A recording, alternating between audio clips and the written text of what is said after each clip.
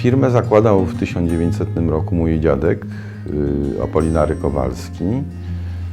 Firma mieściła się, zakład produkujący mieścił się na ulicy Solec 101, natomiast sklep firmy działał na Nowym Świecie pod numerem chyba 61. Taka działalność była od 1900 roku do powstania. W czasie powstania mój dziadek zginął.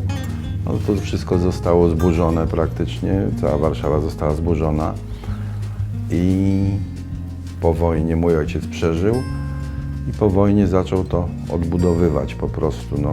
Na początku było ciężko.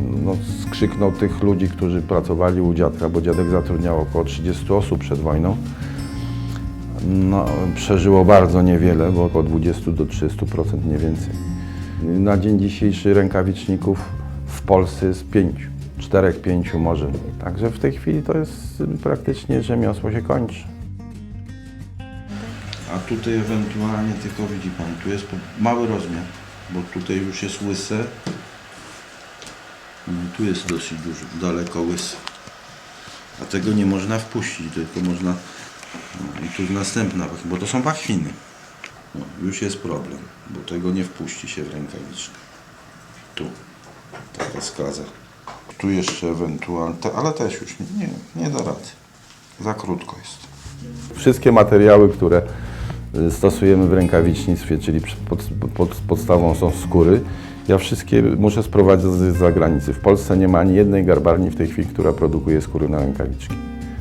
Nie ma, po prostu nie, zostały wszystkie zlikwidowane i najbliżej ja mam w Europie Środkowo-Wschodniej, w Czechach jedyną garbarnię, w której ja kupuję skórę, a poza tym dalej to już mamy Włochy, Francja, Hiszpania. Najpierw musimy zmierzyć obwód ręki, tu na wysokości kostek. Najlepiej wziąć jakąś tasiemkę, wiemy już. I teraz to jest calówka, to jest miarka rękawicznicza w calach francuskich. Jeden cal francuski to jest dokładnie 2,670 cm. Potem mierzymy długość środkowego palca, tak? Następnie mierzymy ampomę, to się nazywa ampoma, różnie, bo to są wszystkie określenia są z języka albo francuskiego, albo z niemieckiego, coś tam pozostałości są. Tu mierzymy, to jest odległość między kciukiem tu, a tym palcem, to jest wskazującym. Tu, tę odległość i później Pan położy rękę, tak. Mierzymy tak zwane etaże, czyli te odległości od środkowego palca do wskazującego, do serdecznego. Potem mierzymy palec mały i on powinien być takiej samej długości mniej więcej jak kciuk, bo jest, widzi Pani? Ten palec jest 2 i kciuk ma Pani też 2.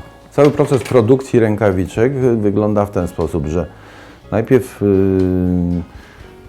wybieramy odpowiednie skóry, z których będziemy kroili rękawiczki. W obecnych czasach stosuje się przede wszystkim skóry koźlęce, koźlęce, jagnięce, trochę sarny, jelenie, daniele,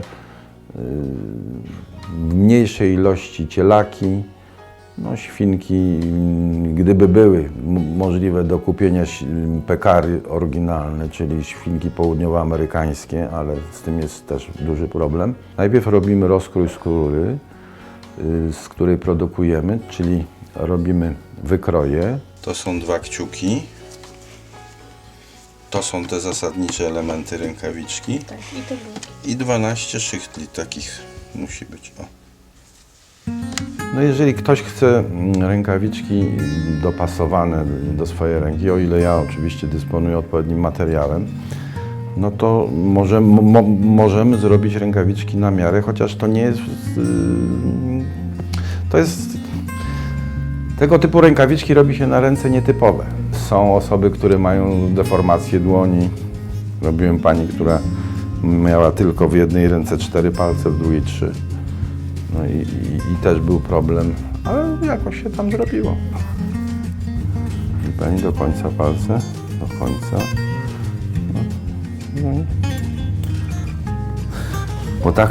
Bo taka rękawiczka musi być dopasowana.